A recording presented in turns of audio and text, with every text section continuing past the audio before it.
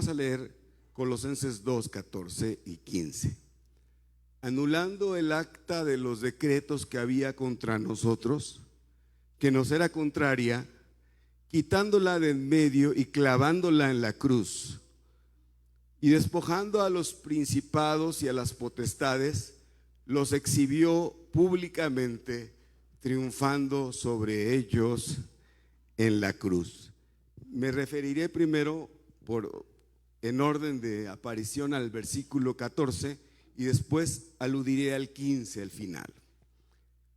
Quiero decir que esto que escribió el apóstol San Pablo hace una alusión a un hecho importante para los romanos, porque a cada preso que se les dictaba sentencia bajo el imperio romano, se les describía su delito en una tablilla que era puesta en el dintel de las celdas. A esa tablilla se le llamaba también acta de decretos. Y San Pablo alude necesariamente a un hecho literal que fue un milagro de nuestro Señor Jesús, el cual quiero describirles. No sé si me expliqué esto. San Pablo alude a un hecho que sucedió con nuestro Señor Jesucristo. Hasta aquí vamos bien y de eso quiero hablarles. Amén, hermanos. Quiero dar un tiempo para que se sienten algunos que están de pie y todos pongan atención, si pueden.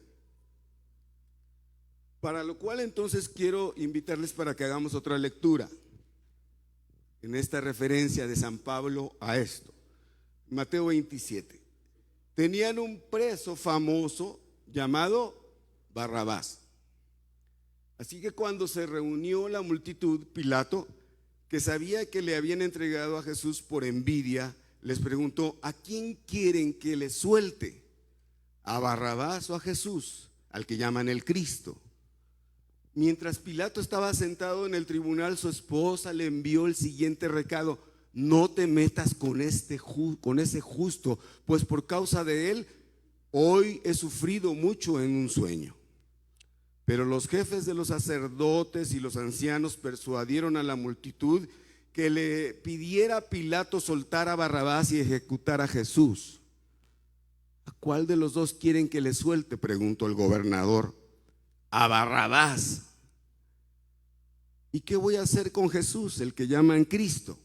Crucifícalo, respondieron todos. Amados hermanos, es justamente a este episodio en la historia que alude San Pablo en Colosenses, que es los primeros versículos que leí.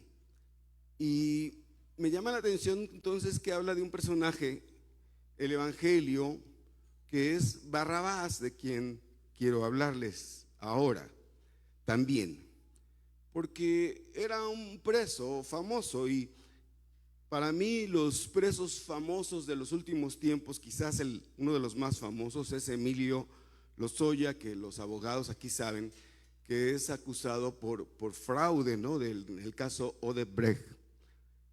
Otro de los presos bien famosos, del que todos hemos oído, y entre paréntesis, pues su mamá era cristiana, acaba de morir, es el Chapo. No saben que me refiero a Joaquín Guzmán Loera, todavía está preso en Estados Unidos.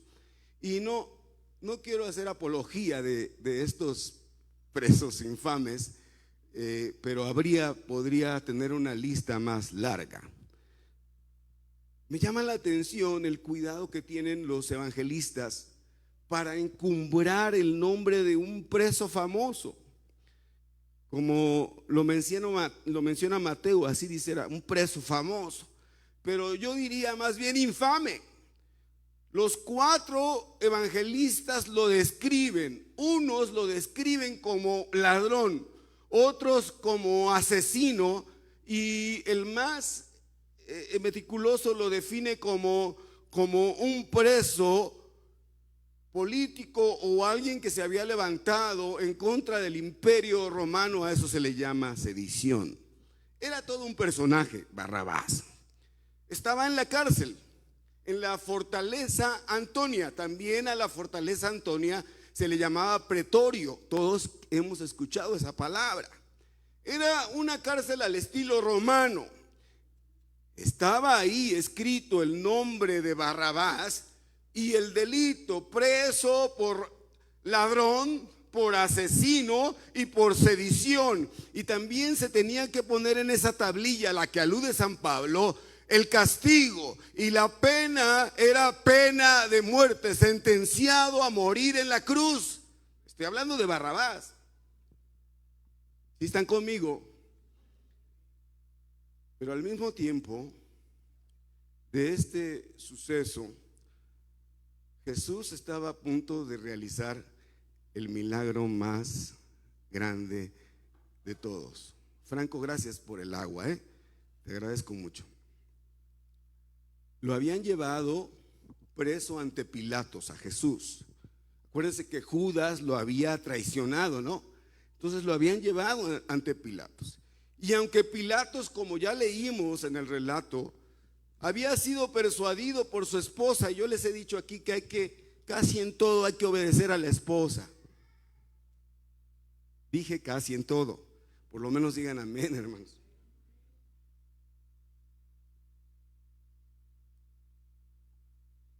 Principalmente cuando lo que nos dice es algo correcto y nosotros sabemos que vale la pena. Aquí Pilatos no hizo caso. Sí escuchó la recomendación de su esposa, que le dijo que era justo que no hiciera nada en contra de Jesús. Pero fue tal la presión de los perseguidores, de los acusadores de Jesús, que Pilato preguntó a la multitud que estaba enardecida: ¿a quién quieren que suelte? Porque él pensaba que iban a decir que a Jesús, pero todos a una voz dijeron: a Barrabás. Y he dicho que algunos, incluso de los que días antes habían dicho: sana, bendito el que viene en el nombre de Dios, ahora estaban diciendo que querían que crucificaran a Jesús. Estaba tan apesadumbrado Pilatos que se lavó las manos y dijo: hagan con él como quieran. Pero al mismo tiempo, entonces, en esa oscura y maloliente cárcel en donde se encontraba Barrabás, alcanzó a escuchar a lo lejos su nombre y no sabía de qué. Pensaba que el momento de final para él se había cumplido. Él sabía que merecía un castigo ejemplar, que lo llevarían al patio principal de esa fortaleza Antonia y que ahí lo iban a azotar 40 veces menos uno. Y después sabía que tenía que recorrer todo ese camino que le llamaban la Vía Crucis y subir la cuesta de un monte que se parecía a una calavera. Era aproximadamente 1 kilómetro de camino cuesta arriba. Pero he dicho que se gestó un milagro grande, porque de pronto Barrabás escucha que van camino a su celda, a ese apando de 1 metro cuadrado horrible, en donde en la parte de arriba de esa cárcel se encuentra esa tablilla a la que alude San Pablo, que le sentencia a Barrabás. Y dice: este es un ladrón, es un asesino y un sedicioso, y la pena que merece es la muerte. Y sabía que se acercaba el momento de su final. Escucha pasos acercándose a la celda y sabe que su momento fatal se aproxima. Camina el verdugo según Barrabás y llega hasta la puerta. ¿Y cuál es el asombro de Barrabás? Que el verdugo abre la puerta del apando y le dice a Barrabás: vete, sal, eres libre. Y no lo cree Barrabás. No se imaginaba ese desenlace. Él esperaba lo peor. Quiero decir aquí que hay una razón por la cual los 4 evangelistas mencionan la palabra, el nombre de Barrabás y esta historia. Porque mira, en la Biblia encontramos tipo y figuras de algunos personajes. En el caso de Isaac, ustedes recuerdan que Dios le dijo a Abraham: quiero que me demuestres cuánto me amas, sacrifica a tu hijo. Y fue, ¿no?, Abraham, y llegó al monte, y ya cuando estaba a punto de sacrificar como a un cordero a su hijo, el Señor le dijo: detente, me he dado cuenta cuánto me amas. Qué locura. Lo que yo más amo en la vida después de mi esposa, y bueno, primero a Dios, es a mis hijos, y creo que cualquiera aquí cabalmente puede decir lo mismo. Pero ese hijo, Isaac, representa al Cordero Santo, que es nuestro Señor Jesucristo. Es tipo y figura, Isaac, de Jesús. ¿Están de acuerdo? También encontramos otros tipos y figuras o analogías en la Biblia. Por ejemplo, Jonás, que estuvo tres días en el pez, ahí en el mar, también es tipo y figura de nuestro Señor Jesucristo. La roca, que era la peña que les dio agua en el desierto al pueblo de Dios, y después San Pablo dice: y esa roca era Cristo. Entonces la roca es analogía con Cristo. Pero Barrabás, no me cabe la menor duda de decir que es analogía de cada uno de nosotros. Digan amén si están de acuerdo. Barrabás nos representa. Esta figura tan extraordinaria, este preso infame, nos representa a cada uno de nosotros. Como dice San Pablo, que tomó la tablilla que era contraria a nosotros, habla de nosotros, habla de ti, de mí, aludiendo a Barrabás, pero mencionándonos proféticamente a cada uno de nosotros. Dice que Jesús la tomó y la puso en su cruz. Jesús tomó el lugar de Barrabás, y como Barrabás es tipo y figura de nosotros, entonces podemos decir aquí que Jesús tomó nuestro lugar. Gloria a Dios, amén. Dice Colosenses que tomó el acta que nos era contraria, que nos sentenciaba. La paga del pecado es muerte, y todos nosotros hemos pecado, y la sentencia para nosotros es muerte. Pero dice: mas la dádiva de Dios es vida en Cristo Jesús. Entonces, amados hermanos, nosotros merecíamos la muerte. Barrabás entonces sale absorto y se da cuenta al salir que no es ninguna celada, que nadie lo espera fuera de la fortaleza Antonia, porque ese era su temor. Algunos de los familiares de los que había asesinado, que lo matara, que se vengara. Algunos de los que robó, el mismo el ejército romano lo matara.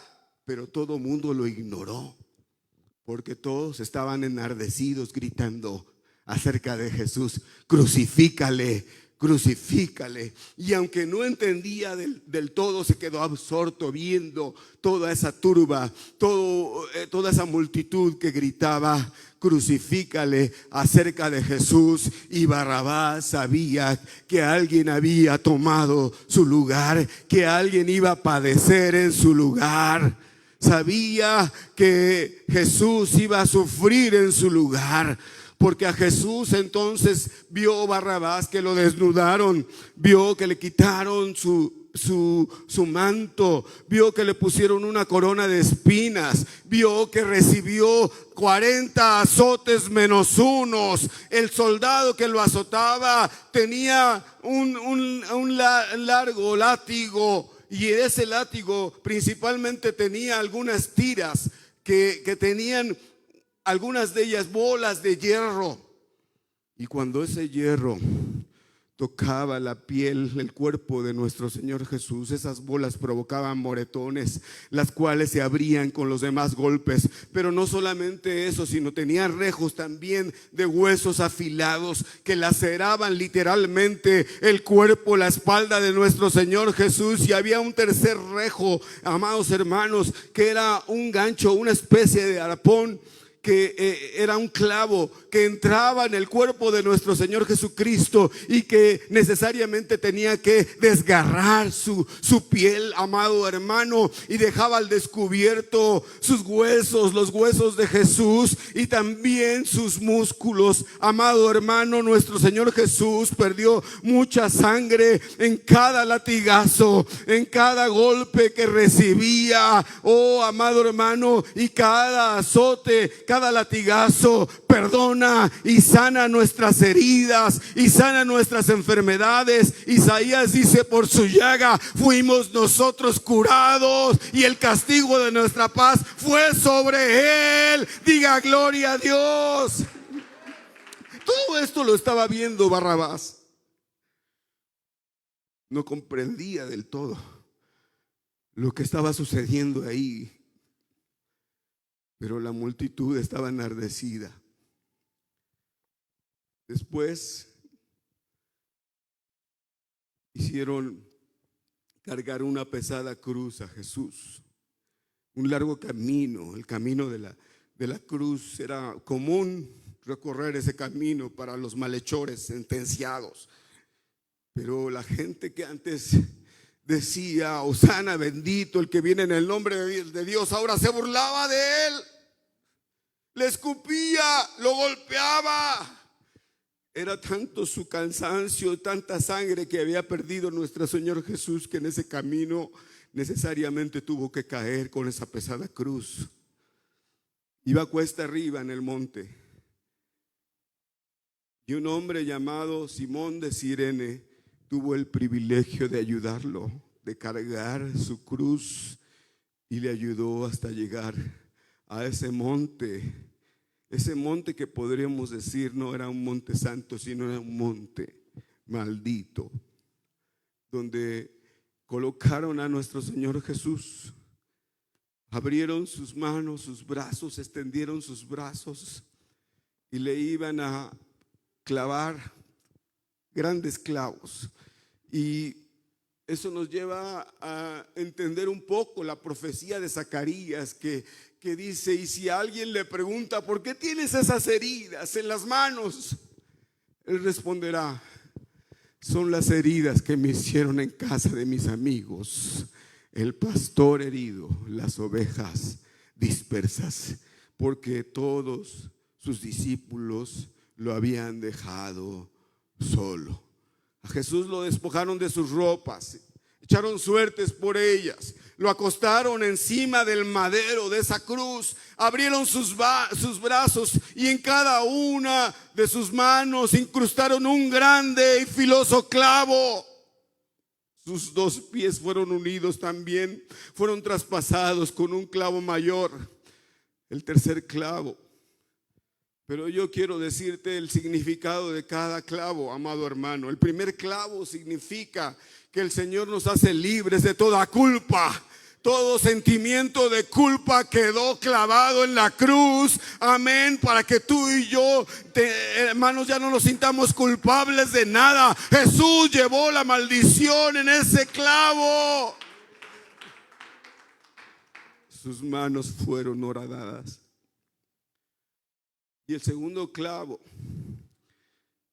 quitó toda maldición, toda herencia de maldición, y debemos saber eso. Se preguntan: ¿por qué alguien decía, para no decir nombres, Juan de? ¿Por qué algunos de nosotros tenemos tendencias hacia lo malo? Pues es que nuestros padres eran así, nuestros abuelos eran así. Si alguno tiene tendencia al alcoholismo, seguramente su papá era alcohólico, su abuelo, sus tíos. Si alguien en la familia sufrió hasta los mismos médicos dicen, tiene propensión a tal enfermedad, ¿no? Es que les hacen la historia ahí clínica, ¿no? A ver, sus abuelos fueron, sus tíos fueron. Y hablando de otro tipo de situaciones, por ejemplo, voy a hablar de mi propia familia, ¿no? Madres solteras y otro tipo de situaciones. ¿Cómo sucedió que en mi familia se dio eso? Bueno, pues es que había antecedentes familiares que se repiten, patrones hereditarios. Pero les tengo la buena noticia, que ese segundo clavo que pusieron en la mano de nuestro Señor Jesucristo quita toda herencia de maldición en nuestra vida. Dale la honra y la gloria al Señor. Él llevó nuestras maldiciones también. Y el tercer clavo, necesariamente para respirar, nuestro Señor Jesús tenía que apoyarse sobre sus pies lo poco que podía, pero sentía opresión. Sentía opresión. Y yo no sé quién de los que están aquí en ocasiones se siente oprimido. Yo tengo la buena noticia que ese tercer clavo que recibió nuestro Señor Jesús en el madero nos libra de toda opresión. Dale la honra y la gloria de Dios. ¿Qué significa? Que nos ha dado libertad en Cristo, que somos libres. He dicho que lo despojaron, que lo humillaron. Lo que poco que hemos visto en algunas imágenes que nos ayudan a entender lo que padeció Jesús, cuando dice que lo despojaron de sus ropas, que violaron su intimidad. Y alguna vez alguien ha sido violentado en su intimidad, quiero que sepa que Jesús sabe lo que sintió usted. Y Él permitió que le hicieran eso porque pudo haber mandado una legión de ángeles que impidiera, que destruyera a todos aquellos que le estaban haciendo mal. Pero quiso sufrir como hombre ese escarnio por amor a nosotros, para que tú y yo pudiéramos sanar las heridas de la vida. La gente debe saber esto. Usted debe saber esto. Ahora le pregunto, en ese cuadro de la cruz, el que estaba de lejos viendo todo lo que estaba sucediendo con Jesús era Barrabás, que no entendía, no alcanzaba a comprender el milagro que se había gestado para él. Pero ya he dicho que Barrabás nos representa, y este es un milagro para cada uno de nosotros. Por eso es importante que la gente crea y sepa que Cristo murió en la cruz para darle salvación y vida abundante. Lo abandonaron sus amigos, todos. Aún los que dijeron yo voy a estar contigo hasta el final, tuvieron miedo. El único que estuvo hasta el final fue Juan, a quien le encargó a su madre. Pero en el momento más oscuro del padecimiento de nuestro Señor Jesús, hasta su mismo padre lo abandonó y dijo: Padre, ¿por qué me has abandonado? ¿Alguien se ha sentido abandonado? ¿Alguien de los que está aquí ha sido abandonado? Bueno, quiero que sepa que Jesús fue abandonado, que aún su padre lo dejó, porque tenía un proyecto, dice la palabra, porque de tal manera amó Dios al mundo que dio a su único hijo. ¿Para qué? Para que todo aquel que en él cree no se pierda, mas tenga vida eterna. Pero tuvo que decir Jesús: Elohim, Elohim, lama sabactani. Fue el día más triste de la historia cuando Jesús murió. Había demonios, dice el Salmo 22, como David, que fue uno de los que fue transportados hasta el momento del padecimiento de nuestro Señor Jesús. En el Salmo 22 él dice: Dios mío, ¿por qué me has abandonado? Y en otros versículos, creo en el 20 dice: perros me han rodeado. Estaba hablando de demonios. En ese momento dice la palabra de Dios, y todos los que estaban ahí presenciaron que se oscureció, como el día de mañana va a suceder aquí en la Ciudad de México. Se oscureció, pero allá no era la luna tapando el sol. Eran demonios, tantos demonios que se oscureció, hermano amado, que estaban felices porque según ellos habían destruido el poder de Jesús, pero estaban equivocados, porque dije que iba a aludir al versículo 15 de Colosenses 2, ¿no? Lo tenemos ahí. Y dice, y despojando a los principados y a las potestades, los exhibió públicamente. Yo no sé si ustedes han visto algunas de esas películas épicas en donde ya gana un campeón, ya es un campeón, gana, destruye a los demás. No todos mueren, pero los encadena a todos y luego hace su entrada triunfal. La gente lo vitorea en la entrada triunfal en el centro de la ciudad, y entonces viene con todos encadenados y todos le aplauden al que venció, aquel campeón. Nuestro Señor Jesucristo venció a los demonios porque no se quedó en la tumba. Al tercer día resucitó victorioso, se levantó y vive, y hoy le estamos cantando y adorando. Y a los demonios entonces hizo su entrada triunfal ahí en la ciudad, y todos esos demonios fueron vencidos, y la muerte también, por Jesucristo nuestro Salvador. A eso se refiere, los exhibe públicamente, y todos nosotros que estamos aquí como espectadores podemos decir: tenemos un Rey victorioso, aquel que venció a la muerte. Nuestro Señor Jesucristo en la cruz venció a la muerte y pudo decir: consumado es, mi plan se ha terminado. Todos tus pecados están en la cruz, tus enfermedades, las maldiciones generacionales. Jesús nos libertó, pero esto lo tienen que saber todos. Tu familia lo tiene que saber, tus amigos lo tienen que saber, que en el monte Calvario Jesucristo tomó el lugar de Barrabás, pero que es realmente tu lugar y mi lugar, y que no me queda otra a mí sino entregar mi vida al que dio su vida por amor a mí.